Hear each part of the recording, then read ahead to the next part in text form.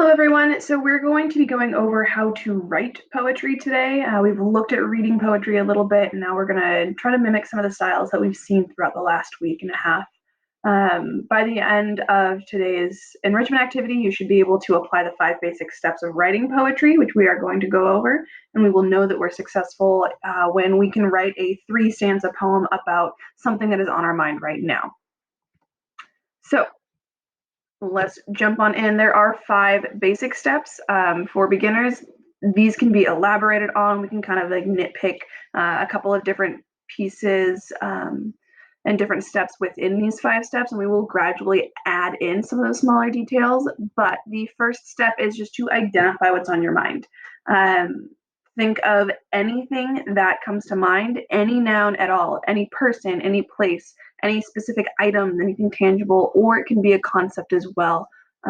Just anything that is taking up space in your mind right now that seems to have some sort of significance. Write that down at the top of the page. Next is to identify what you think or feel about that. It doesn't have to be happy-go-lucky. It doesn't have to be sad and dreary. It can be anything. What kind of vibe or emotion do you get when you think about this item or person, this subject? Identify if it's a positive, negative, or kind of an unsure or neutral emotion or thought. And again, write that down right underneath your subject. And then where we get a lot of our poetic kind of meat from is figuring out what is so significant about it. So start a list, write down what are all the key terms that you associate with this subject. Anything that stands out to you, anything that's really important, anything that just comes to the forefront of your mind, if it's a color or if it is a sound that is associated with this subject, jot that down. If you have some kind of deeper meaning for the subject, it kind of represents something else, write down what it represents, because we can incorporate symbolism and imagery into this as well. But if you're just like colors and sounds and emotions that it kind of draws out, jot all of those key terms down. And then once you've got 5, 6, 15 key terms, however many you can list about what's important to you with this symbol, or sorry, with this subject, or why it's important, come up with several words that rhyme with each of those key pieces. Consider near or imperfect rhymes. It doesn't have to be, exact, and it might get a little bit messy, and that's okay. But if I was going to be talking about my dog, Riker, right? So dog is something that stands out to me. Well, he's also a bed hog. So we can talk about some of those things, right? Like thinking of what can I do that sounds like a rhyme, even if it's not perfect, jot those down. Because you're just going to write.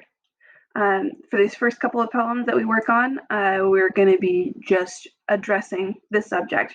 Write in the first person. Reference as many of those items on your key details list as possible and pull in those rhymes. Okay? Tell the subject how you, or what you feel.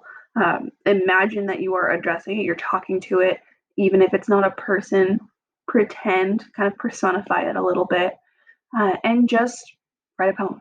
Write down your thoughts. Again, this is probably going to get messy too. You may end up scribbling things out, and that's fine.